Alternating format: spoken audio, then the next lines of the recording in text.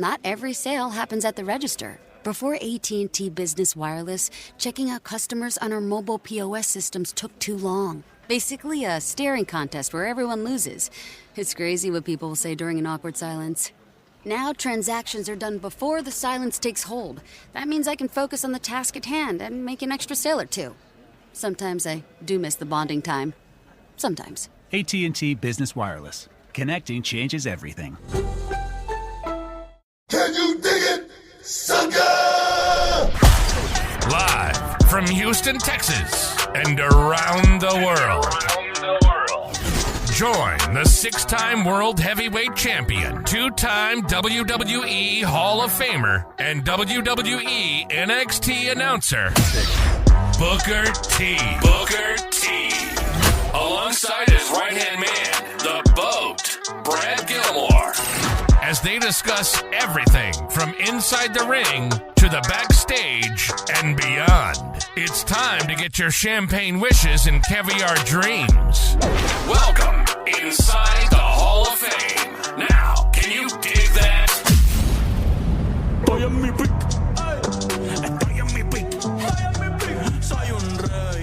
Yo, Booker T, 6-time world champ, 2-time Hall of Famer. Got my man Brad Gilmore here with me, as always.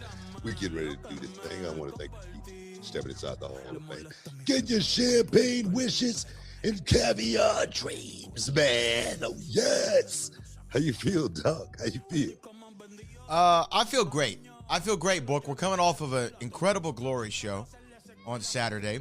It was announced this morning that the Houston Rockets organization with Tillman Fertitta have bringing back the Comets to the city. So the WNBA is coming back to Houston. So you remember when the Comets were dope, man. Yeah. Cheryl Swoops. Man. They definitely did the damn thing, went out there and won championships, cash big checks. So, yeah, man, I'm looking forward to it. Yeah, seriously. So, you know what? I mean, coming off of all that, I'm having a great week. I'm having a better week than Israel Adesanya, all due respect to the last style bender. Tough loss over the weekend, but I know there's a lot going on. I don't even know where we start. But, I mean, how are you doing, more importantly? I'm good. Like you say, Glory, definitely the young guys, man, young girls went out there and did a hell of a job over the weekend. I just want to continue trying to, set these young guys on the right path. It's pretty awesome, man. It's pretty awesome to see the work that Reality of Wrestling has been doing with so many young people, trying to guide them in that direction to that next place. I was reading an interview where Cap Jones had, and he was talking about Reality of Wrestling and what he's learned being a part of Reality of Wrestling, and that was the whole idea 20 years ago, more than 20 years ago. That was my whole idea, because I remember how I got into this business, and it was a money grab, and I'm still blessed because I got my foot in the door, but I saw it with a money grab back then, and I wanted to be able to give young people. I always say like a springboard, at least just a springboard, not even a half of a chance, just to try to get off on the right foot, being a part of Reality Wrestling. So, man, in the ring, out of the ring, you got to know how to make it in the locker room before you can make it, in the ring. The lessons taught, and I preach. I remember hearing Jay Uso said one of the best lessons he learned from me was your losses got to be better than your wins. And that right there for me, man, it let me know that I'm doing my job. I had what I did this over the weekend. I don't know if you was there, but I was telling the guys about register sale, hard sale, dead sale. Yeah. The way it ended up, it just happened to end up that way.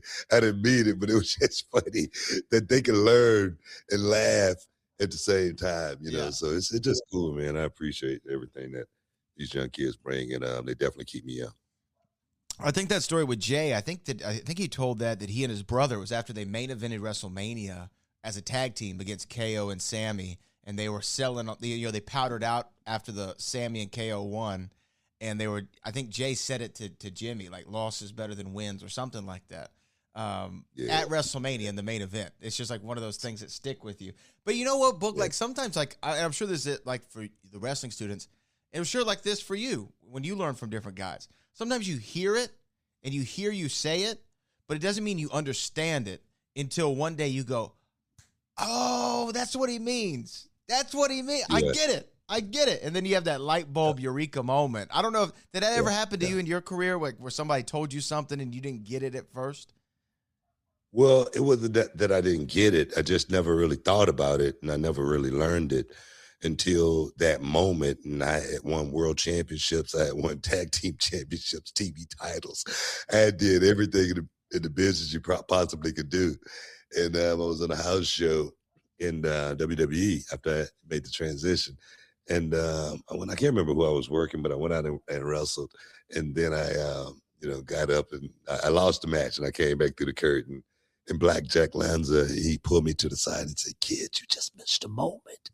You just missed a moment." And he was just totally taken aback. He said, "I tell you what, tomorrow, go out and I want you guys to do the exact same thing."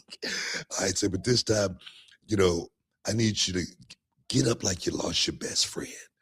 I need you to get up like you're not going to get a check that night, and make that walk to the back and do it slowly as you possibly can." And when I did it, man, I had a standing ovation before I got up to one knee. It's just that simple sometimes, right? It was that simple. And I was like, wow, by the time I got up to my feet, the people were just clapping, and I didn't acknowledge anyone. I just got out of the ring, walked to the back, like with my head down, like upset, a little pissed off. And it was an amazing night. And I was like, wow, how did I not know that? Yeah. Yeah, I mean, it's just one of those things to where, but here's the thing, how could you know it if no one ever told you it? Right? Yeah, but it seemed like I would have sensed it because I always thought movies, but I guess I really started learning when I got to the WWE. They put me in so many different situations, right off the bat to see if I could actually understand that side of the business and what they did in that company opposed to what we did in WCW, because we're just a wrestling company. And I tell you, man, those experiences and those lessons, they definitely expanded my career so much further. But I was willing to learn. But like I say, the wrestling side, those aha moments, when somebody I remember Vince McMahon telling me something one time, and I said, man, how did I not know that? Because I screwed it up in the ring. And I came back through the curtain and said, you should have did it this way, and you did it that way. And I was like, man, how did I not know that? So it's that type of stuff, yeah. It's always, so like, okay, you mentioned Blackjack, you mentioned Vince. When you got to WWE, there's always stories about Pat Patterson and Arn. Oh, man, I love working. Pat Patterson was the best. He always used to tell me, why you're so hard to work with. Why would he say that? Because when he said something to me, no matter what it was, I would say, all right, let's get it done. I never would question it. Okay, I got it. So he would always tell me, why you so hard to work with? Because he was always right. His vision was so far ahead, of his time, as far as where he worked. He could have worked in any era.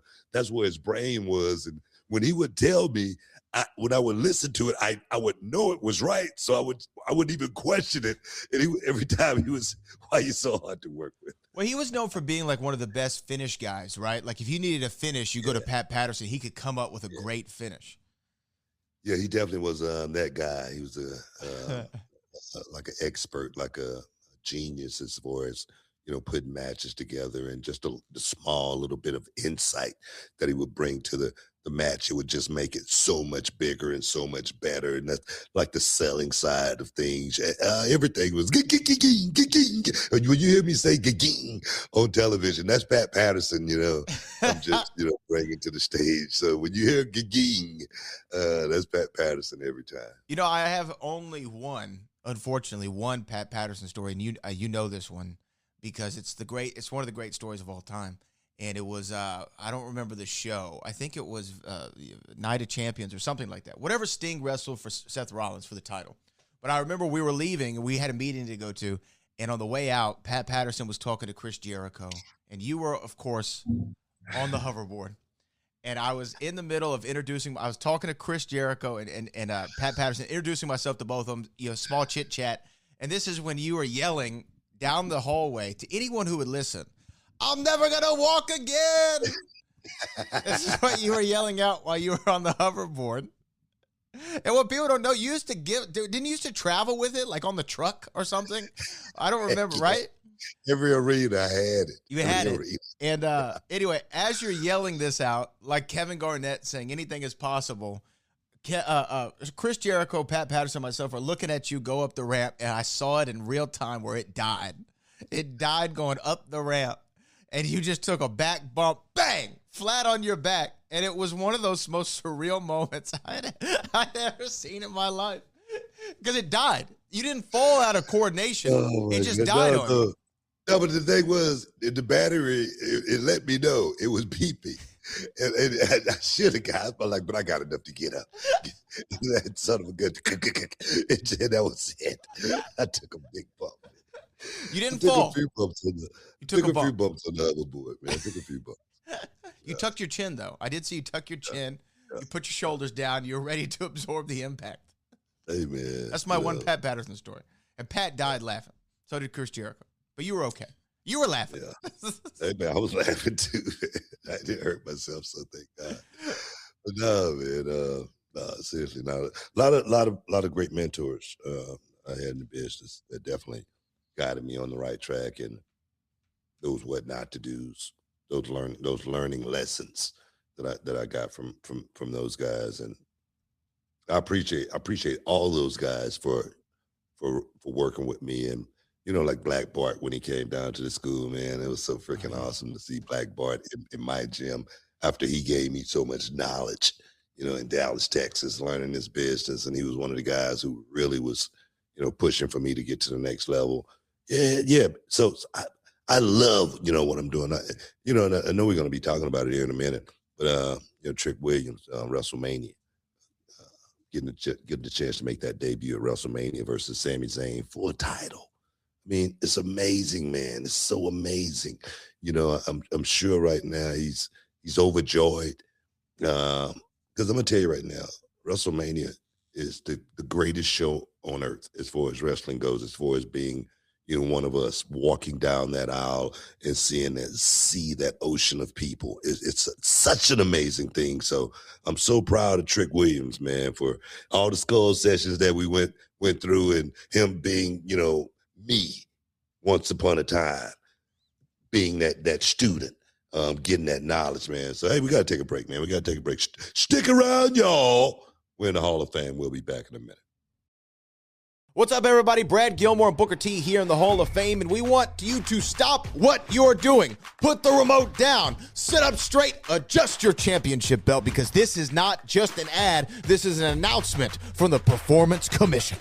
Oh, yeah, man. I'm talking about bright lights, big fights, main event, last man standing energy, dog. Look, this is the moment where the smoke hits, the pyro explodes, and the announcer screams, "Ladies and gentlemen, business is about to pick up." Go ahead and tell them, Brad. Hit them with it. Look, you already know what time it is. It's time to level up, and Blue Chew just dropped something crazy. I'm talking about next level championship belt gold-plated energy. I'm talking about Blue Chew Gold is the newest innovation from the #1 chewable ED brand. This ain't your grandpa's little blue pill.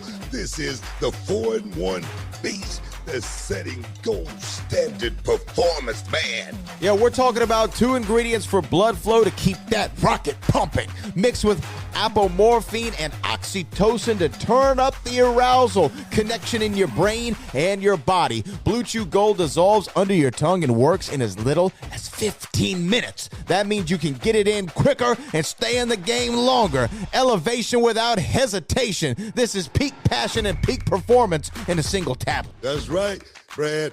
Sounds like somebody just cashed in the money in the bank at midnight. Oh, yes. That's not let's see what happens energy. That's call the announcer, cue the slow motion, somebody get a replay energy. That's when the referee slides in and goes, "Y'all good?"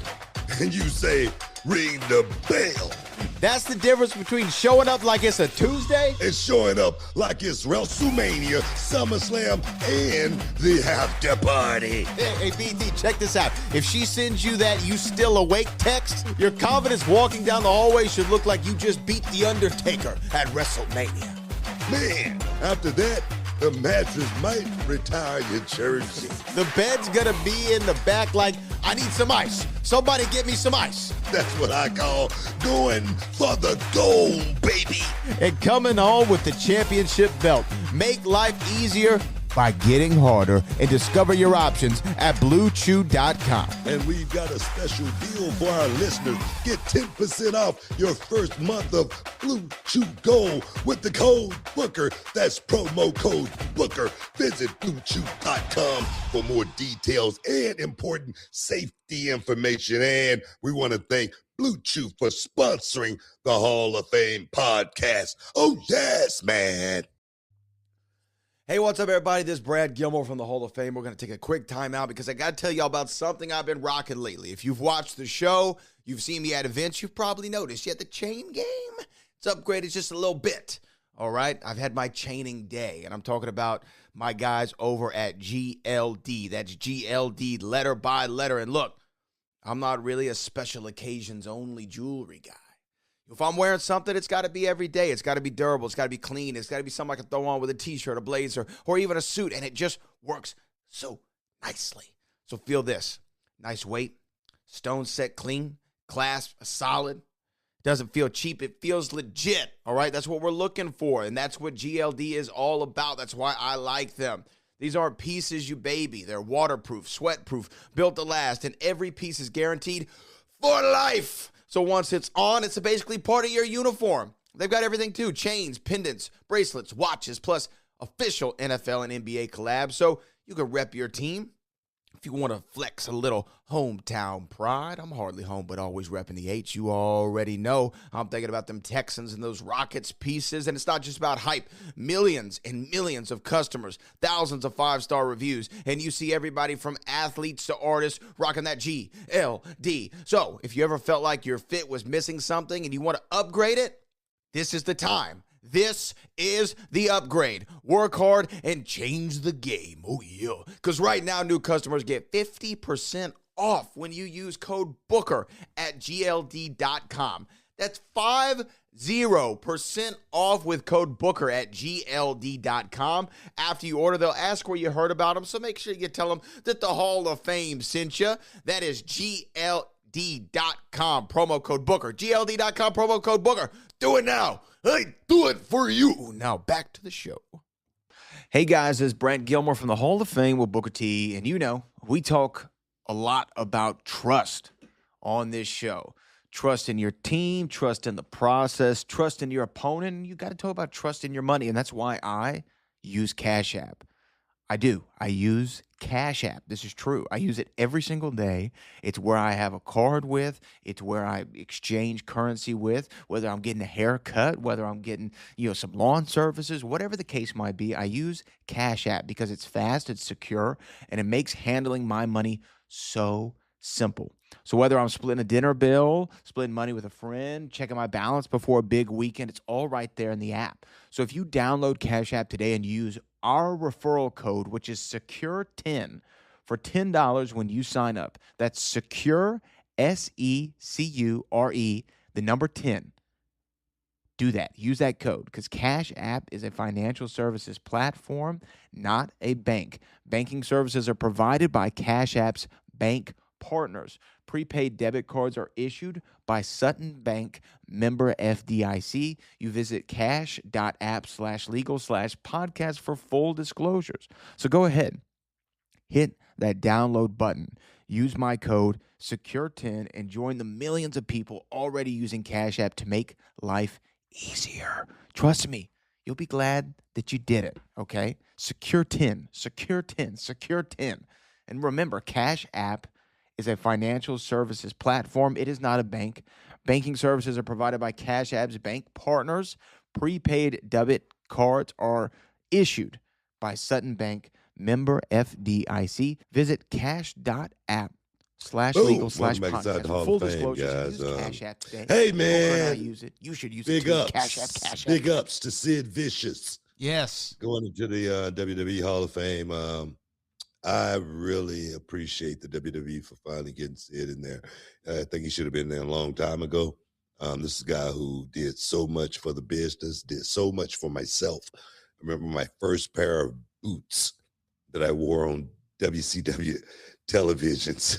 Sid Vicious gave me those boots, man. 'Cause the boots I had, they was red, they was kind of low. And he gave me those long black boots that went all the way up to my almost close to my knee. And I was like, man, they had a little cut in the side where it's like a little rip, and I super glued it back, as well as the boot. I didn't, I wasn't making any money back then, but I wanted some flames on the boots, right? So I went to Home Depot and I got some red tape and I got some yellow tape, and I cut the flame out myself and I put it on the boot, and bang, that was the beginning of Harlem Heat. I had some shades, some black shades, and I took the yellow and I cut the little flames out and put right on the bottom of the shades. So boom, I had some flames. So it was a great time, and Sid Vicious was the one who kicked it all off, man. I appreciate Sid Vicious, and I love Sid Vicious for what he did for my brother and I back in the day. Even let my brother and I stay at his apartment for like 3 months, until he couldn't stand it no more. So we appreciate Sid Vicious, and I appreciate WWE for getting him into the Hall of Fame. Yeah, this is one that I'm glad that it happened. Just same with Demolition. These are actually two names that have been talked about. And it's crazy. I got so many stories about so many people like that, I swear, man. Well, Sid brought you in. That's what I think people need to know. Like, he's the one who brought you and your brother in, because he was trying to get a job in the office, and he called you, and that's when you made the move to Atlanta. Because y'all were still living in Houston, or were you living in Dallas? No, we were living in Houston. We were just going to Dallas and working every weekend and on global television. He saw us and, gave the auditorium a call one night, and boom, they got on the phone and said, guys, Sid Vicious want to talk to you guys. We had been there for like about 18 months. And that's how everything got kicked off. He said, man, how would you guys like to come to WCW? And like, we'd love to come to WCW. My brother did all the talking. And I guess maybe 2-3 months later, we was having our last match at the Global Wrestling Federation and getting in that Z28 and heading to Atlanta, Georgia to do some TV. It was amazing, man. It was an amazing ride. Man, to me, like, Sid, my early memories of Sid was when he was with the WWF, right? So I think this was after, because he left WCW when you were there and then came back later, right? Yeah. And I remember him in the WWF. He was Psycho Sid. And he was the WWE champion. He was the WWF champion at one time. He was the top guy, and I think he faced Taker at Mania 13 in the main event. That's Sid was huge. I don't know why you don't think about Sid's career a whole lot in WWE. Really, I don't know either. Even though he did a lot there. He had a couple runs. Didn't he face Hogan at Mania? I don't know why. Yeah. I think he had a match with Hogan at Mania, one of them, I think. Or it was either that or Macho. He worked one of them. But to me, Sid, it's great that he's going in.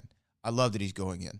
I wish that he would have gone in, while he was still here. Same with Macho. Like, some of those guys, you wish they were around to see it. But Sid heard the fans and heard his fellow compatriots saying for years, Sid should go in the Hall. Sid should go in the Hall. So he knew what his contemporaries thought of him and what the people thought of him, because, when you think about just the character. He was a character. How was he in real life? Because on TV, he comes off nuts. So how was he in real life? It was one or two ways. It's just one or two ways. I mean, if he was, just say, for instance, had some good herbs, good teas. Good teas, yeah. A real strong pot of Earl Grey. He'd be just fine. But if he didn't have it, he was a crazy person, man. I'm serious. He was nuts. So I couldn't wait to get out that apartment after 3 months, because he would be losing it sometime, and sometimes he would be the most mellow person in the world. But no, man, see, it was one or two ways. He had no in between. It's funny because I guess sometimes when you think of Sid, like a lot of people think of where he broke his leg, right, jumping off the second rope in the most I vicious was there way that night. you could break a I was leg. there that night. Yeah. Awful. Mhm. And then they think sometimes about I think where he told Jim Ross live on pay-per-view, let's take it again. And that's where Jim Ross said, we're live, pal.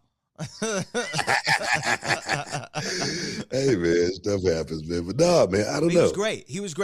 Look, obviously you wanted him to Sid be was here, one- but Sid was one of the guys who really took the artistic side of wrestling to a totally different level. He was the guy that was going to go out there and really perform and really act. Nothing, Sid wasn't a tough guy or anything like that. But as far as acting like a tough guy and acting like a monster, man, he could do that and do that, just as good or better than anyone. And that's what I talk to these young guys about these days. Sid falls under that umbrella. You don't necessarily have to know how to do this. You just have to act like you know how to do it and act like it very, very well. And that was Sid Vicious. He really was. yeah, I mean, he was the guy, man. I think that Sid is one of those guys to where when you saw him, you weren't sure, right? Like, you know how Brock, nowadays, people use the term legitimacy when they see him. Like, you don't know if he's a good guy or not, or if he's a nice guy or not. You're not sure. Yeah. That's the impression that I got with Sid when I was a kid. Like, I didn't know what this guy was. I don't know if I saw him in the wild, if I could ask for a picture. I probably wouldn't. I'd probably be too intimidated. Nah, he was real, man, as far as his head, his jawline, his traps, his shoulders, his chest, everything. I mean, he was a specimen. He really was. They didn't come any scarier than Sid Vicious.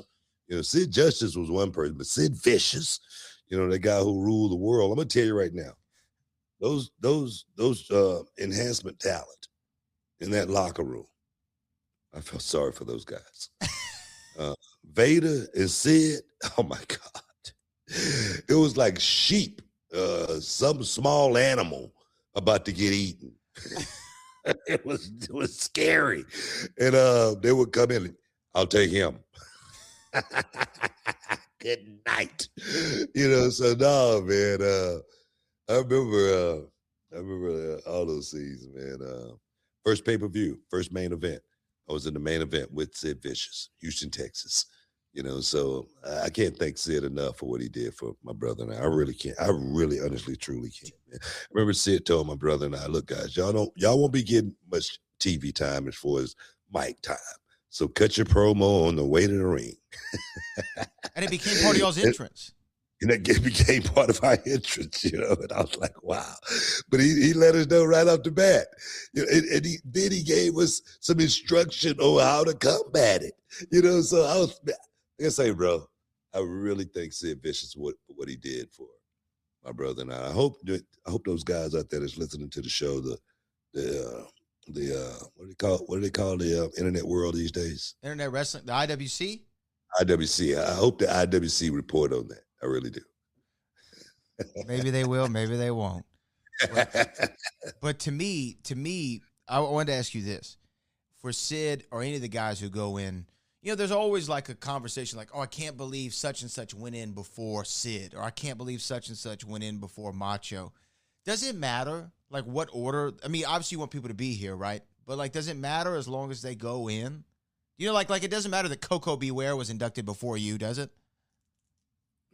No, it doesn't matter, but it does matter, I think, in a certain way, Yeah. because people like Mach, I wish he would have gotten in when he was alive. I wish Sid would have got in when he was alive. And so many more. I talk about the Nasties, getting in, and there's so many more, Demolition, finally getting. I want to see. We talked about that as far as Booker T Appreciation Day. Like I say, give me my flowers while I'm here. Facts. Don't give them to me while I'm gone. Even though it's a great honor. It's a great honor. Bad news. It's bad news going in, right? Too. Bad right? news is going in as well. Yeah. Bad news. It's great for these guys to go in, man. But I say let's honor these guys and really give them their flowers while they're here, while they can still see it and feel it. That's what I push for more than anything. Yeah. Yeah. Well, what a great class it is. Stephanie McMahon, AJ Styles, Demolition, Sid, Bad News Brown, Dennis Rodman, amongst others. It's quite the class. Yeah, it really is, man. No, seriously. But I know that. I feel like I'm missing somebody. Who else is in there that I'm not? Am I missing anybody? No, that's everyone. That's everyone so far. That's it, yeah. I didn't know until they announced it. I didn't know that Bad News had been in the Olympics. Yeah, man, judo. Yeah. And he was a bad medalist. Dude, man. Yeah. Bad dude. Why you think nobody ever you hear Tried him. any stories about Bad News as far as anybody messing with hurt you, man. We got to take a break, man. You're in the Hall of Fame. We'll be back in a minute.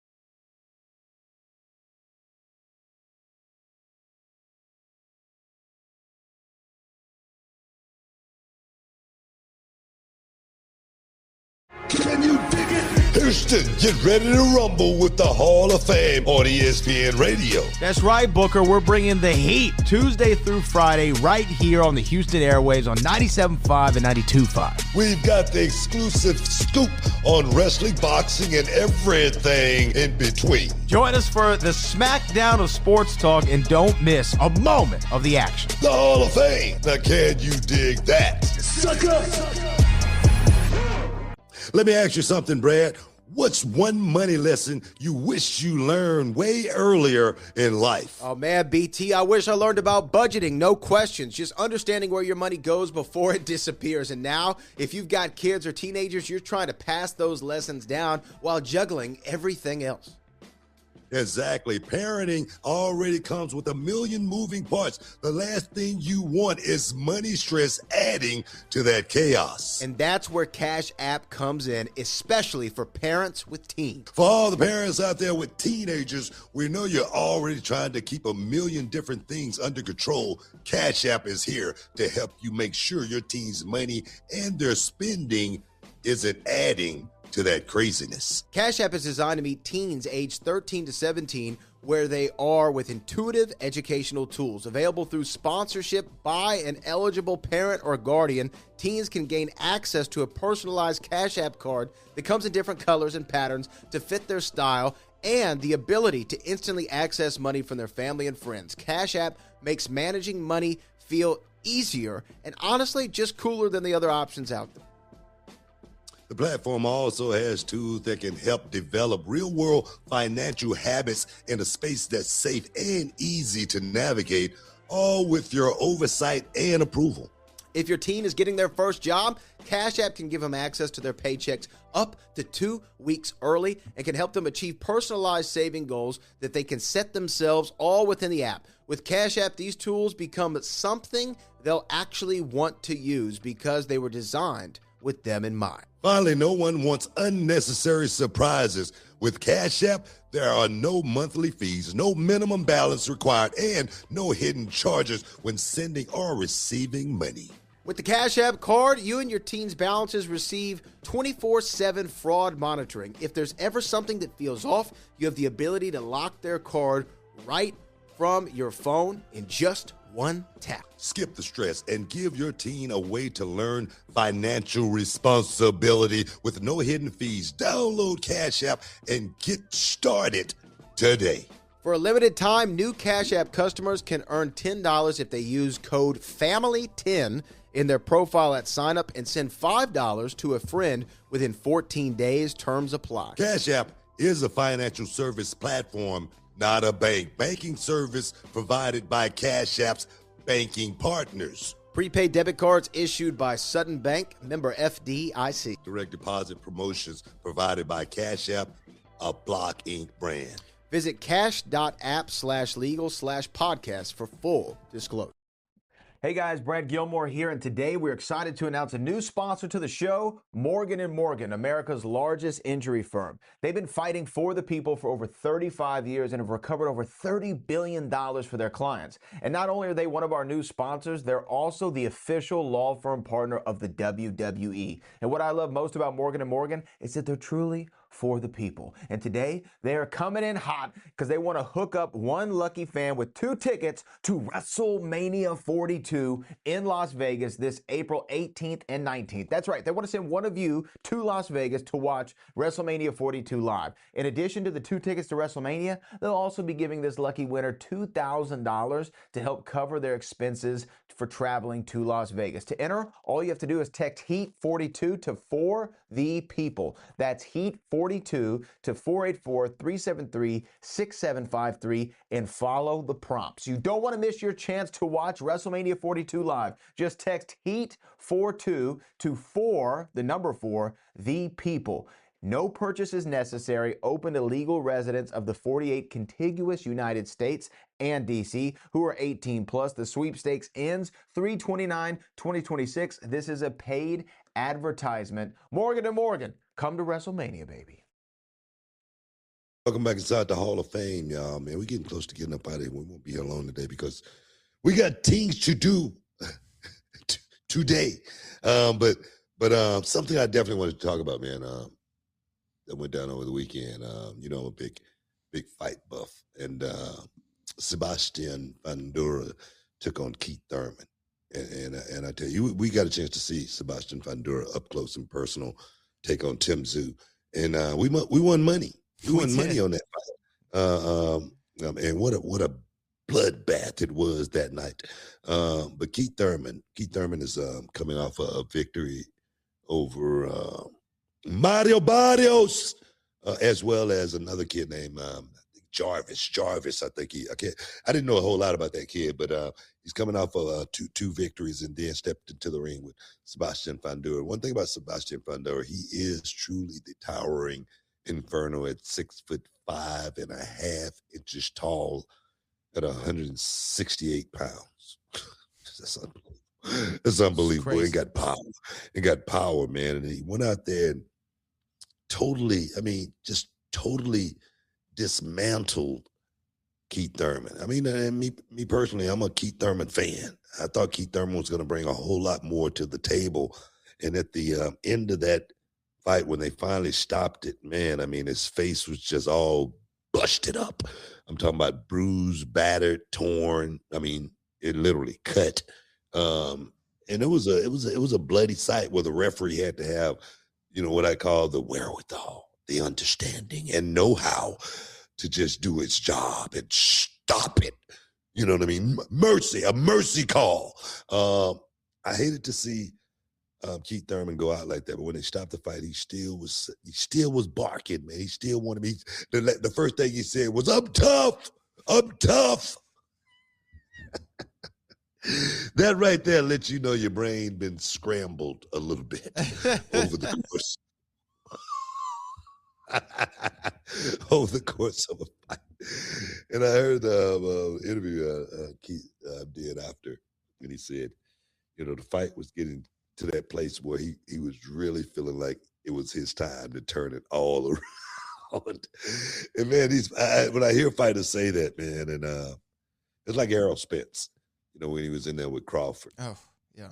it was just a no-win situation, and you see it written all over his face, but still you see there's no quit in that dog, Errol Spence. And it was the same thing with Keith Thurman. It was no quit. There was no quit in him. The heart of a lion in that man, but he definitely got beat down, and Sebastian Fundora went out there and got the job done, and he got the job done in grand fashion. I don't see anybody beating Sebastian Fundora anytime soon. I really don't. I mean, I know we had talked. He and Tim Tszyu haven't run it back yet, have they? No. Yeah, right? yeah. They did. He beat him the second He time. knocked out Tim Tszyu. That's right. in the That's second. right. So I mean, Yeah. you don't see any good matchup? Because here's the other thing: like matchups make the fights. You want to have some good matchups if you're Sebastian Fundora to make some more monies. Well, something I saw that was quite troubling. Man, that was Jamal Charlo. Jamal Charlo was at the fight, and he actually was doing an interview. I can't remember who he was doing an interview with, but he was quite. I don't know if it seemed he was quite inebriated, and he definitely couldn't get his thoughts together as far as what he really wanted to say, and perhaps should have said, or perhaps should have said anything, but no comment. It was a great fight.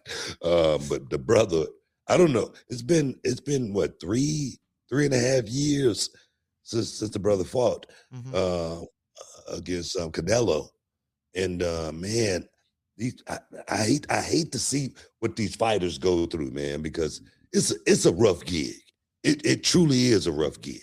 But as far as who's next for Sebastian Fundora,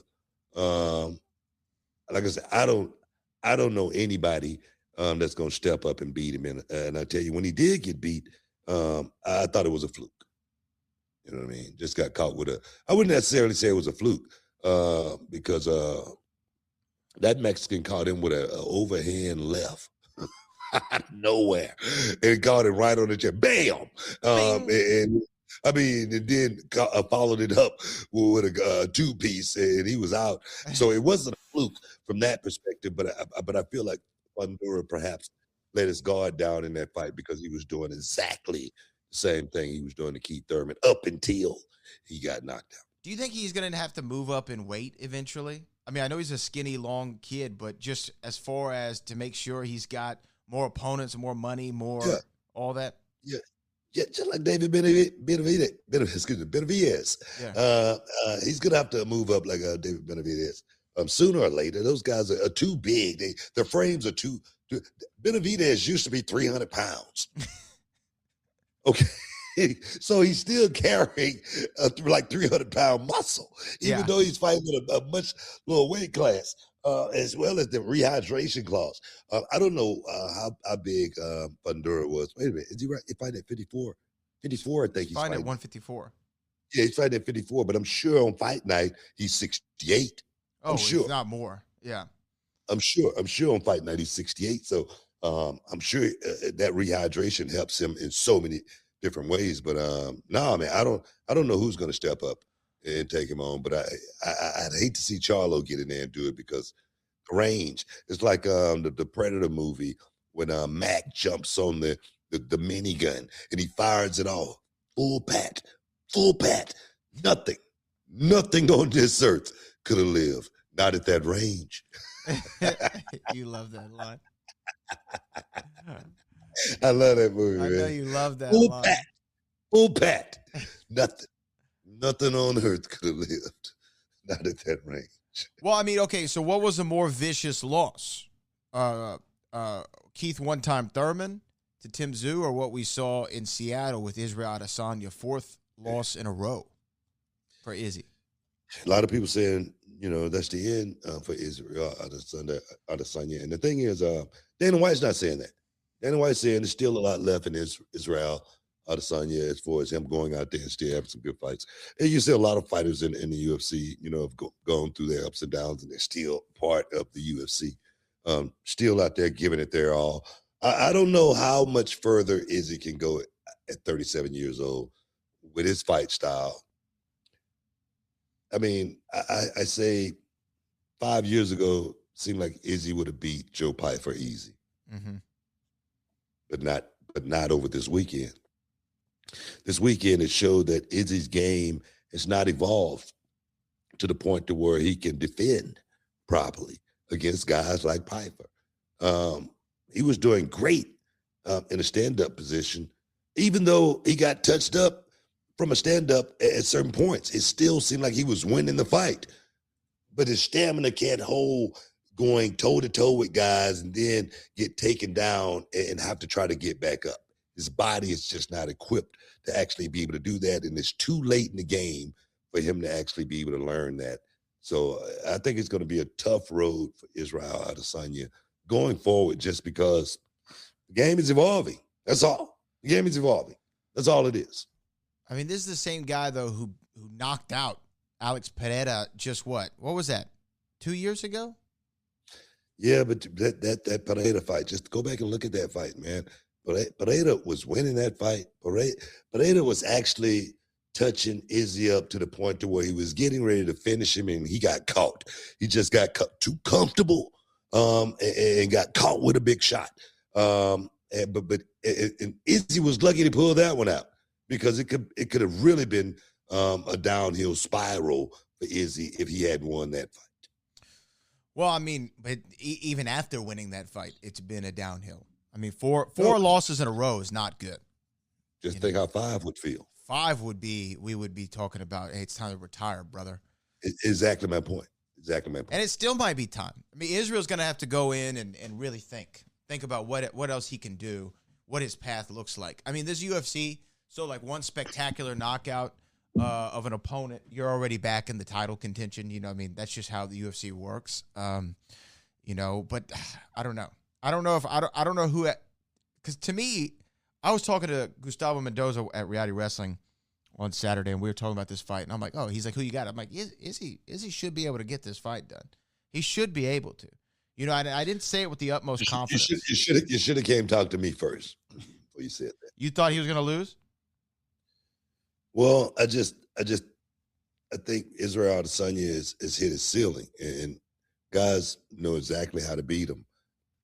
That's all it is. I just think it's hard to keep going out there and doing that at that level of an Israel Adesanya. UFC is different. Every fight takes so much out of your body, and we've seen it over the years. We've seen it. I mean, we look at the guys. We look at their. How many guys have we seen? Even you, as young as you are, careers start and end in the UFC. Yeah, a ton. A ton. Yeah. You know what I mean? So how many do you think I've seen? Yeah, a lot more. You know what I mean? Exactly. So it's the roughest game out there, the UFC. You got to be a dog to be a part of that sport right there. We got to take a break, guys. Stick around. You're in the Hall of Fame. We'll be back in a minute. What's up, everybody? This is Brad Gilmore and Booker T for the Hall of Fame podcast. And you know, Book, I've been trying to get my mornings together lately. Not perfect, just better. Less chaos, less fog, less of that, why did I drink 3 coffees and now I'm vibrating out of my chair feeling? You know, man, I know exactly what you mean. I used to hit the coffee hard in the morning. Then by noon, I'm crashing like I just got hit with the bookend. That's not good, dog. That's why I started messing around with Mud Water. It's a coffee alternative made with cacao, chai, turmeric, and functional mushrooms, stuff like lion's mane and reishi, and gives you this smooth, locked-in focus without the jitters or that nasty crash. And check this out, if you still want that real coffee taste, they've got a new low-caffeine coffee brand, only 45 milligrams of caffeine, but it's got L-theanine and those same mushrooms, and it feels so good, focused and steady, man. Not wired, not shaky, just ready to handle some business. Yeah, Book. It's become part of my routine now. You just throw the powder in a mug, add hot water, mix it up. Some people add creamer, honey, whatever. It's easy.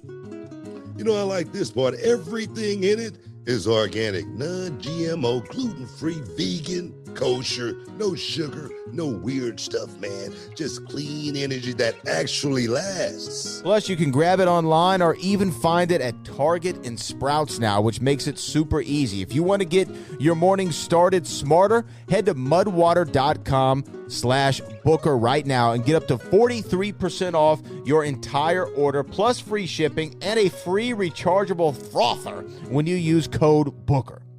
That's right, up to 43% off with the code BOOKER at MUDWTR.com/Booker.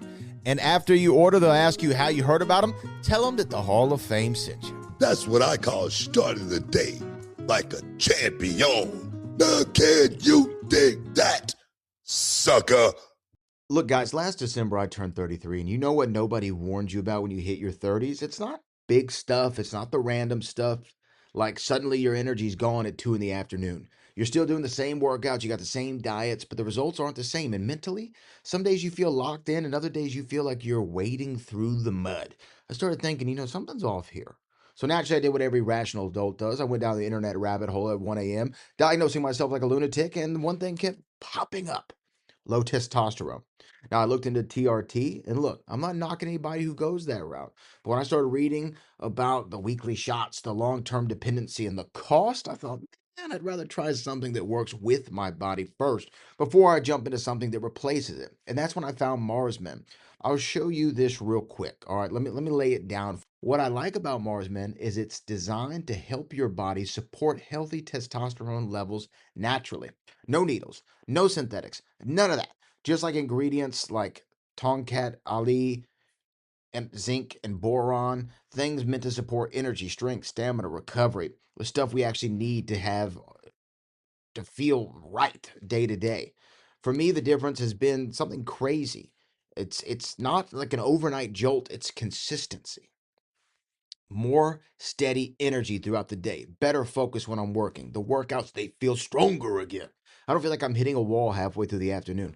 It's like instead of spikes and crashes, I just feel dialed in all the time. And honestly, going into this year, I wanted to feel better in 2026 than I did the last couple of years, and this has been a part of that reset for me. Mars Men is made in the US, third-party tested, and they've got a 90-day money-back guarantee. So if it's not for you, you're not stuck with it. For a limited time, our listeners get 50% off for life, plus free shipping and 3 free gifts at mengotomars.com. It's a perfect way to kick off this new year strong. That's mengotomars.com for 50% off and 3 free gifts when you check out. After your time of purchase, they will ask you where you heard about them, and please let them know that the Hall of Fame sent you. All right, that is mengotomars.com for 50% off and 3 free gifts. Do it.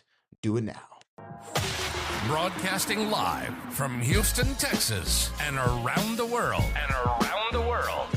TV host, best-selling author, and radio personality Brad Gilmore brings you a collection of conversations with stars from movies. Matthew McConaughey. Brad Gilmore. Mark Wahlberg. Hey, how are you? The one and only Sydney Sweeney joins us. Sydney, how are you? I'm good. Thank you. How are you? Tom Hanks and Robin Wright in my favorite movie of the year. Guys, thanks so much for joining the show. Oh, thank you. Thank you. Jessica Alba and Lizzie Mathis. Ladies, thank you so much for joining me. Thank you. Kevin Costner joins us. Thank you so much. Thank you. Television. Jimmy Fallon joins us this morning. Jimmy, how you doing, my friend? Good morning. Thank you so much, Brad, for having me. I appreciate this, bud. One of my all-time favorites, Vince Vaughn, joins us right now. Vince, thanks, man. Oh, great to be with you, Brad, and great to be talking to Houston. Good morning to you. We got Owen Wilson. We got Judy Greer. Thanks for joining the show, guys. Thank you. Jay Leno joins us. Jay, how you doing? Hey, Brad, what's going on? We got Anna Sawai joining the show. Anna, thanks so much for joining us. Thank you, Brad. Music. Lola Monroe. Thank you. Thank you for having me. The legendary frontman of AC/DC, Brian Johnson, joins us right now. Brian, how you doing? Good morning, Brad. What lucky to talk to me, funny lad. Megan Trainor. Thank you so much, Brad. You're awesome. Paris Hilton, the infinite icon herself, is on the show. Paris, love the film. Thank you. I'm so proud of it. And more. And more. This is The Collection. Now your host, The Boat.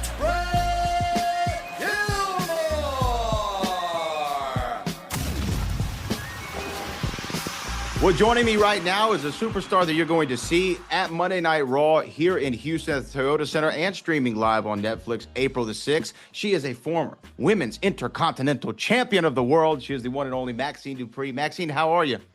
Hello. I'm wonderful. How are you? I'm doing great. Look, first off, when you hear Intercontinental Champion, you had that championship. You beat Becky Lynch for it in grand fashion with the world watching. Does it still feel real? Or do you have that imposter syndrome? Oh, the imposter syndrome, I fear, will never leave my body. I cannot believe that I got to hold that beautiful title. And since I lost it, I've just been yearning to win it back. And, we're hustling, we're in training, we're working on it because I took my eye off the ball. I let Natty lose her mind and turn on me and get the best of me. And I let Becky get the best of me. And it's been a rough go, but I entered 2026 as a champion. So I'm determined to leave 2026 as a champion. When you got called up from the main roster from NXT, was it immediately in your mind, like goal oriented, I want to be a champion? Or was that something that came later? Were you just trying to figure out what you were going to do when you got up there? Yeah, I had a really interesting start. I got called up very early. I was injured at the time. I wasn't trained. I had never had a match. So truthfully, I was just treading water and I was like, let me just do my best to stay employed. Like, I just need to survive and then I'll see what happens next. And I think as I started competing in the ring, even then, I don't know that I ever really thought I was capable of achieving that. And it like shocked myself. And I always say that, like, I know the world was shocked, but I'm like, guys, I was shocked with you. Like when I hit that crossbody and I beat Becky Lynch, the first woman to ever wrestle main event WrestleMania, to achieve all these things, like I was equally shocked. When you got, the word, you got the Iggy, like, hey, this might be happening. What was the immediate reaction going on in your mind? Like, oh man, I can't mess this up. Was pressure then just turned all the way to 11? I honestly feel like the pressure is always at 11. You're only as good as your last performance. And I think what's so beautiful about professional wrestling is that it's an art and things are never go perfectly. So even when I have a match that I come back and I'm like, wow, I ate that, I crushed, there's still at least 5 things that I'm like, why did I do that? So no matter what, that pressure I think is always there. And, things are ever changing here. So it's just like, you got to stay on your toes and take advantage of any opportunity you get, but you also can't be married to anything that you hear because you just never know. Well, so one of the guys who works in the gorilla position at WWE, Bruce Pritchard, he worked with me down here in Houston for a long time. And I remember he had this great line that I don't know if it came from Vince or who it came from, but it was, it can't go wrong if it's live. We have one take out there. Whatever's supposed to happen is going to happen. Yes. But I feel like as a performer, you're used to this, right? Your background, you came from a sports entertainment background, really, and you kind of already knew that you have one take to do it. It's in front of a crowd, pressure's on. And I can only imagine that helped you so much in this forum. Oh my gosh. Yes. And even down to when I was a child, I danced from the time I was 3 until 24, and I competed in dance my entire life. And if you've ever watched Dance Moms or anything, that like every kid, you have a solo, you go on stage, you're going to forget it one time. And the worst thing you can do is stand there and cry or run off the stage. Like that was not allowed. I would be doing cartwheels in a circle before I cried off that stage. Like, cause my coach was going to rip me a new one if I came off that stage. Like, you forget what you're doing, you sit out there and you perform until the song is over. I don't care if you're 9 years old. So that has been embedded in my soul my whole life, which is so beneficial because like you said, things will go wrong and but it can't, right? We're live. So you got to just keep performing. And that's the beautiful thing I think about growing up a competitive dancer is it really taught me that. Well, and also in dance, you have to understand and embody the emotion of the song, embody the character of the performance, right? You have to know what the story is being told. And that's the same thing in pro wrestling. Sure, there might be a heat spot and a cutoff and a comeback and all these things you got to learn. But did you find it like easily transferable, or is like the psychology of pro wrestling a little bit different? I think for me, the performance, the acting, the playing a character, that's my bread and butter. I love that. And that's what I think I've always been good at growing up, right? And then the part that's so challenging is learning this new art that's physical, and you need it to feel real and you need it to feel raw and not like a dance, not planned, not choreographed. You want this to feel, you want someone to sit in the front row and be shocked to their core at every step and turn. And I think that's the part that is such an art form that takes so long to master. And I do believe the more you watch it, the more it makes sense in your head, right? It's like the more product you watch, the more you're like, yes, I feel that. And then you relate to it and it's easier to apply to yourself. But it is challenging when you first start and you come into this world and, you didn't grow up in it and you're like, wait, where do I even begin? Well, so, it's interesting because Booker T, one of the greats of all time, he and Yes. I have done a radio show together for the last 12 years, and I love just to listen to him talk about psychology. But the other thing that's interesting about him for me is he's like, oh, I watch movies and I steal a lot of my stuff from movies, from fight scenes in films or Yeah. lines or characters, because you start looking at everything. There's that term, everything is pro wrestling. And I think that once you get Yes. into business, you see that everything is pro wrestling, and Yes. you're like, oh, they're playing this babyface heel. This is a promo they're cutting to. It's like Yeah. you see it in movies, politics, you see it in everything, right? Yep. So who are the people you go to go like, hey, I'm gonna pick their brain? Mine might be Booker T, but who do you go to pick their brain? Oh, I feel so blessed to have so many. One who I just hate to admit, but Chad Gable. I love to pick his brain because he's someone that, grew up loving this and he has such a great understanding of the psychology. So he's someone I love to talk to. Oh my gosh, there's so many. I also, I go to Tyler Breeze a lot and Sean Spears, and they have such a cool perspective on selling and like when the offense matters. And like, that's helped me so much, is understanding that, because it's challenging when you're like, okay, I want to do this new move I worked on. And it's like, well, that move doesn't matter if you can't back it up with X, Y, and Z. So I've loved that.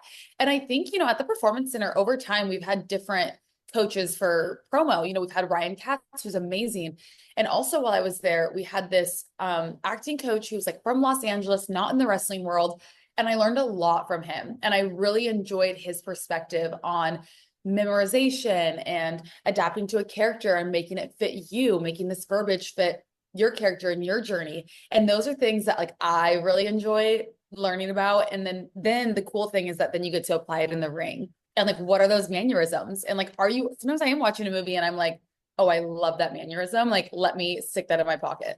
Yeah, I'm stealing that. I'm taking that. I'm going to implement it here. And you're so right. Like the moves obviously matter, but it's more like what comes before and after. The in-betweens matter so much more than why did that crossbody mean so much, right? It's not just doing it, it's why did it mean it? The crowd gets hotter at this moment than if you did it at the beginning of the match or whatever the case may be. Yeah, that's why I think that this is one of the hardest things to do. And I also think that pro wrestling is the ultimate like an entertainment boot camp, because you learn like acting, you learn memorization, you're on camera, but you're also in front of a crowd. It's live television, so you got to work the camera, but you also got to work the crowd at the same time. You have to know how to do all these things.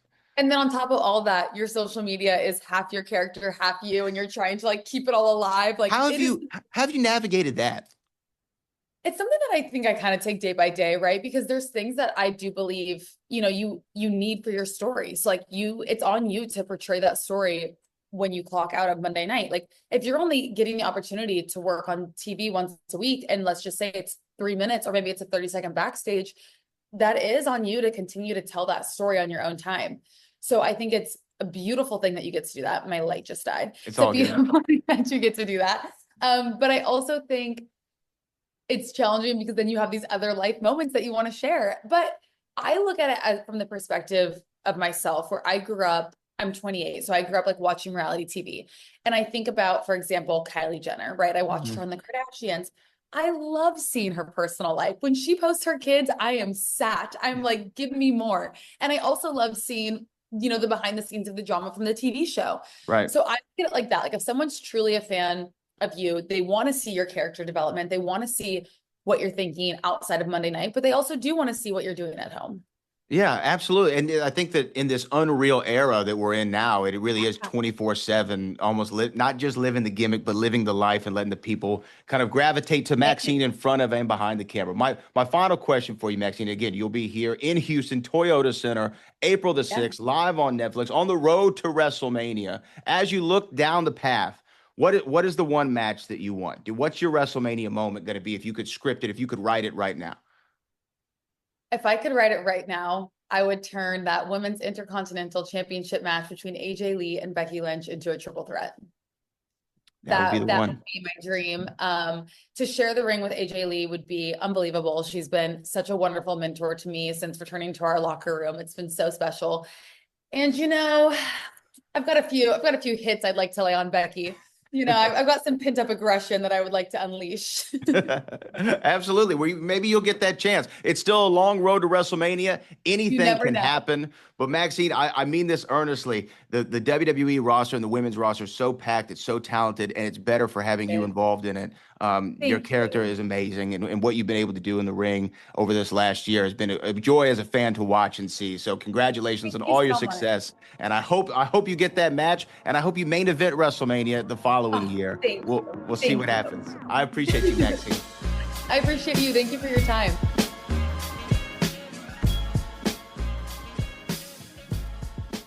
Hey guys, Brad Gilmore here with the Hall of Fame. I want to ask you a quick question, okay? Why is it that life never waits for a payday? You know, bills don't wait, tires don't wait, gas never waits. You're riding around on E. Well, guess what? Life doesn't happen bi-weekly, and honestly, a payday shouldn't happen bi-weekly either. You already did the work. You already earned the money. So why should it just sit there while you're trying to figure things out?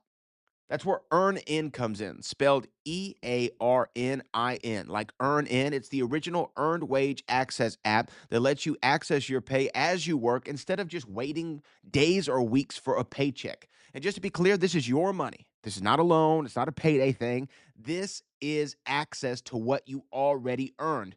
With EarnIn, you can access $150 a day with a max of $1,000 between pay periods. No interest, no credit cards, no mandatory fees.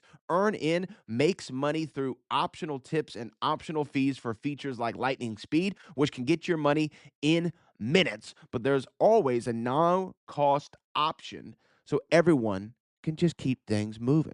And look, we've all been there. Sometimes it's gas, sometimes it's groceries, sometimes it's a bill that pops up earlier than expected. Other times it's a last-minute gift, tickets that you don't want to miss, rent timing, school clothes, or even an unexpected trip to the vet. We know that life happens fast. EarnIn helps millions of Americans take charge of their pay and avoid falling into debt traps by putting their money in their hands when they need it. It's simple. You go download the EarnIn app, add your info, and start accessing pay your way as you work. Any money you access plus any optional tip is automatically repaid from your next paycheck. So there's no stress, there's no awkward waiting, just moving forward. Make EarnIn a part of your financial routine and join over 4 million customers making any day a payday. Download EarnIn today. That's EARNIN. That's EARNIN in the Google Play or Apple App Store. When you download EarnIn app, type in Hall of Fame under podcast when you sign up. That's Hall of Fame under podcast. It really, really helps this show. EarnIn is a financial technology company, not a bank.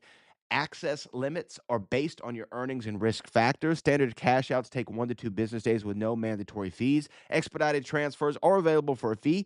Tips are voluntary and don't affect the service. Available in select states. Terms and restrictions apply. Visit earnin.com for full details. Download EarnIn and take control of your pay. Oh, yeah, new year, new me. That's what everybody says when January hits, right? New habits, new goals, leaving some things back in last year where they belong. Oh, yeah, absolutely, Book. You can clean out your phone, your closet, your calendar, and you start thinking, all right, what's actually making the cut into the new year? And look, there's one thing I'm definitely bringing with me into 2026. Mando whole body deodorant. Oh, same here. And I'm not exaggerating when I say this. Mando has become a part of my daily routine. It's one of those things you didn't realize you need until you have it. You know what I love about Mando is the confidence. Straight up. You don't have to think about it. You just know you're covered. Exactly. Mando is a whole body deodorant. Safe to use anywhere on your body. Pits, balls, thigh folds, belly buttons, butt cracks, feet, all of it, BT. And it was created by a doctor who saw firsthand how normal body odor was being misdiagnosed and mistreated. So this stuff is actually designed to handle the problem. It's clinically proven to block odor all day and control odor for up to 72 hours, which is wild. Now, personally, I like the solid deodorant stick. It's powered by mandelic acid and stops odor before it starts. I'm a fan of the spray, especially for those hard to reach spots. You know what I'm talking about, BT? Aluminum free, easy, and no mess. And all Mando products are baking soda free and paraben free. Oh, yes. Plus the scents, you got bourbon leather. You got Clover Woods. You got Mount Fuji Pro Sport. Clean, fresh, and not overpowered. You know, some men try to mask body odor with scent. You know, the cologne stuff. Yeah, but Mando men, they get the job done right. They don't mask it, they Mando it. You can find Mando now in Walmart, Target, and other retailers nationwide. Or for the best deals, you head over to shopmando.com. That's shopmando.com. For a limited time, new customers get 20% off site-wide plus free shipping when you use our code BOOKER. that's 20% off site-wide and free shipping with the code BOOKER at shopmando.com. Seriously, support the show and let them know that we sent you over there. Go to shopmando.com, use the code BOOKER, gets 20% off site-wide plus free shipping. Oh, yes. Mando's got you covered. Deodorant plus sweat control so you can say goodbye to sweat stains and say hello to long-lasting freshness. Oh, welcome back inside the Hall of Fame, man. We're getting ready to wrap the thing up soon, so if you got any super chats, make sure you get them in. Do it now. Hey, man, we got to talk about it. Let's talk about it. My boy Trick Williams, man, going in WrestleMania versus Sami Zayn for the United States Championship. How do you think that thing's going to play out? I think it's going to end with Trick Williams as the United States champion. Think he's going to get it this quick? I think so. You think it's time to put the rocket on him? Send him straight to the moon, man. Straight to the moon. I mean, you're talking about past the moon. I'm talking about to the nebula. Is it time? It's time. I tell you, man, I've been seeing some of the little memes come out. You know, not like memes, but like little shorts. Mm-hmm. And it's like Trick. And it's just, I tell you, man, he's like totally turned it up since he got to the main roster in a totally different way. He's definitely a superstar. Definitely a guy. He's definitely a superstar. He's definitely somebody you don't want to miss the boat on. But I really think he's somebody that's picked it up so quickly as far as understanding that. I mean, I told him before, you don't have to be the best wrestler to be the best wrestler. That's just the way it is. You don't have to be the best wrestler to be the best wrestler. That's just the way this business has been since day one. And I tell you, the little stuff, Trick Williams, he's got it, man. And like I said, I'm so proud of him actually being able to be a part of this WrestleMania and see what that thing is all about. Because it's, like I say, for a young man to visit that stage and get a chance to be a part of something like that, it's the biggest thing one ever gonna look back on in the wrestling career. Because I know that's what I look back on is WrestleMania, and not just the matches, everything that goes on that week. I mean, it is like the Super Bowl for professional wrestling. I mean, you got to be on point just doing the media. You got to be shaking hands. You got to be taking pictures. You got to be doing the red carpet. Then you got to make that walk and go and do that part. Oh my God, the pressure is unbelievable. It really is. But if you love it, man, it's the best thing in the world. So I might stick around in Vegas and watch it. I was coming back home because we got a show to do, but I might just skip the show and stay in Vegas. I mean, I would understand. I know like how much you and Trick have worked together, over the last several years when he was in NXT and obviously now he's in the main roster. I'm sure he still hits you up every so often or shoot you a message or something of that nature because obviously there's a lot of Booker T DNA in Trick Williams, and that goes without saying. And to me, like, wouldn't it be cool for you? And maybe this is just my wrestling nerd brain thinking, but they're battling at WrestleMania for the United States Championship, the same title that you brought to the WWE, right? When the lineage of the WWE United States Championship starts, it's Booker T was the first champion in WWE. That's another story, man. Why is that? Why am I part of so many different things? A part of this business, the dumbest thing in the world. You're the most decorated wrestler of all time. I don't know if people talk about that enough, but you are the most decorated wrestler of all time. Wow. I think Edge and you were close, and then you got 2 Hall of Fame rings. So I mean, she just puts you over the top. All due respect. I mean, my bad. Cope. My bad. Cope. But think about if Trick does win that U.S. title, like really in the history book in that moment, if it happens, let's put it out there, but if it happens, in the history book in that moment, when you look at first U.S. champ, it's going to say Booker T, and when it says current U.S. champ, it says Trick Williams. at WrestleMania. Oh man, what a moment! What a moment that would be. Yeah, it would be, man. It really. You know what? I'm pulling for him. I really am. And What and how? Either way, the check gonna be good. Check's gonna be good. You can speak from experience. Yeah, but I'm hoping for him as well. But for it to be against Sami Zayn, too. Yeah. Like Sami Zayn, I just want to, for people who don't remember, like you talk about WrestleMania 39, that main event for the tag titles, amazing match. I was 4 rows back. It was one of the best tag matches I've ever seen in my life. And then you go to the WrestleMania before that, he has a hell of a match with Johnny Knoxville. Like a really fun, great, entertaining match with Johnny Knoxville. He's had amazing matches at WrestleMania. And for that to be your first opponent, you know, Trick's got to also breathe. You know, obviously, the pressure's going to be on, but you got to have a little bit of a sigh of relief because at least you know you're working with somebody who really puts on their dancing shoes every single night. It's going to be easy, man.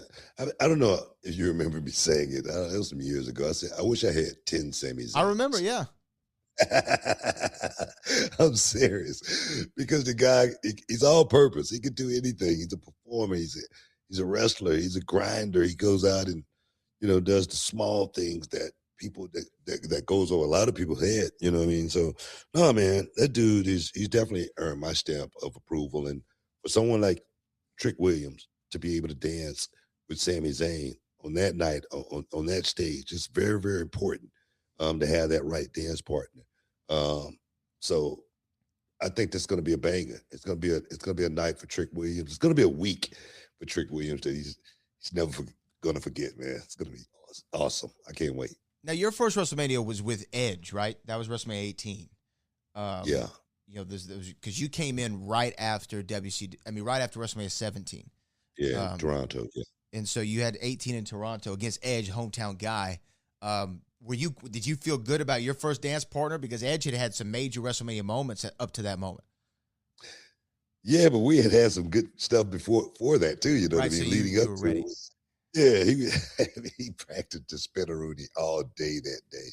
I remember he had strawberries all over his whole body, and he still couldn't do it. He never figured it out. He never figured it out, but he wanted to do it so bad, man. But no, man, I had a great dance partner. You know, my first time out at WrestleMania.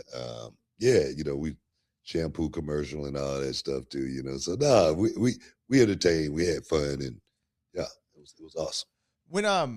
When you talk about the pantheon of spinneroonies, we've seen some really, really bad ones, obviously, in WWE history. Who had the best spinneroonie outside of you? Probably Johnny at TV. Oh, John Morrison. Yeah. Johnny Rowe. They call it Johnny Nitro, Johnny Rowe, Johnny TV, Johnny Japan, whatever. Johnny Underground. Yeah. Johnny Elite. Yeah, he did a really good spinneroonie, man. But he's like, you know, one of those parkour guys. He could do it. What did you think of Lana's spinneroonie when she started doing it on TV? You know, I'm all in. Yeah, you know. That's an interesting way to say it. A funny way to say it. I'm all in. For what reason? I'm all in. I can't say much, you know what I mean? Because people would take my word and, you know, try to twist it. Well, let's get to our super chats before we get out of here. This one comes from Jack Frost, who says, why do the dirt sheets only spoil WWE? SMFH. Good question. Spoil WWE how? What do you mean by that? I think that like when there's news coming out, the dirt sheets always want to put it out first, but maybe he's saying there's not enough spoilers for other companies. I don't know, but WWE's the biggest one, so maybe that's the reason. Yeah. I mean, in these days, it's almost impossible when you got guys, you know, putting stuff out themselves when you got wrestlers doing it. Yeah. But that's another story. Mike Woodson says, sup, Brad? Love the show. Book, what's it like training and meeting second-generation guys? Do you be like in your mind, like, wow, I wrestled your pops? No, I don't think that way at all. I just look to help them get to that next level, and hopefully, you know, they have the mental attitude and the aptitude to actually do it. But no, it's always cool working with, you know, second-generation wrestlers, though. You know, like right now, I got Cheryl Ann Guerrero here at the school. And, you know, we're on her journey, trying to, teach her the ropes, and, hopefully, she'll be the next Guerrero out there doing something. And, she got a chance to, learn at reality of wrestling as far as there again, how you make it in the locker room, in order to make it in the ring. Very important. Huge. This comes from OJ for Lee UK. We love you, Booker. Hell yeah, man. Hell yeah. We love you too, dog. This is Cali Toenail.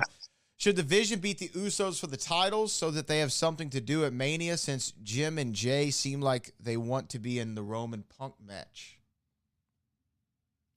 I think it's going to be Vision at WrestleMania with, I don't know, I think it's going to be LA and Logan for sure at WrestleMania. So I don't know if they're going to have I don't know what's going to happen, to be honest with you. I don't know what's going to happen, bro, to be honest. But I'm on Team Uso. I can tell you that. Okay. I'm down with Jimmy and Jay, no matter what. You know what I mean? Because they're my boys. They came out of reality wrestling. And, yeah, they've done nothing but go out there and win, no matter what. Yeah. Yeah, man. Well, I will say, a lot of the members of the Vision, ended up injured, right? Which is not a great time to do so. And then, you know what? I even saw those guys, the Vision, all those guys, man, they're injury prone. They're injury prone. Saying that. I'm just saying. And then you know what? On SmackDown, it looked like Nikki Bella may have hurt her ankle going into WrestleMania. Yeah, I heard Nikki left on. It's reported allegedly that she left on a boot with the boot on. So I don't know anything. That will hurt my heart. Kenny Omega, somebody else too. That will hurt my heart. But we'll see what happens. There's still like 4 weeks to WrestleMania or something like that. So we barely know the card yet. Yeah, and they say Braun Breaker might be back. Right? That would be great. That would be great. I don't know, but it'd be great. The guy's injury prone, man. That's what it is. You said that about Wade Barrett, and look where he is now. He's sitting on the desk. You retired him. You put that narrative out there, and it's because of you he didn't wrestle anymore. It is. Was I right? I mean, you turned out to be right, yeah. Was I right? No, I'm just trying to get somebody to write some news, man. I'm just trying to get. That's gonna be the quote, that they're typing up right now. These guys are injury prone. Yeah. But no. Yeah, we need to. And just to let everyone know, just to spell this rumor. Yes, it is true. The Great Glory 10 show that we had on Saturday, the great live stream that we had, was 100% in response to the Wrestling Observer Awards. I just want everyone to know that.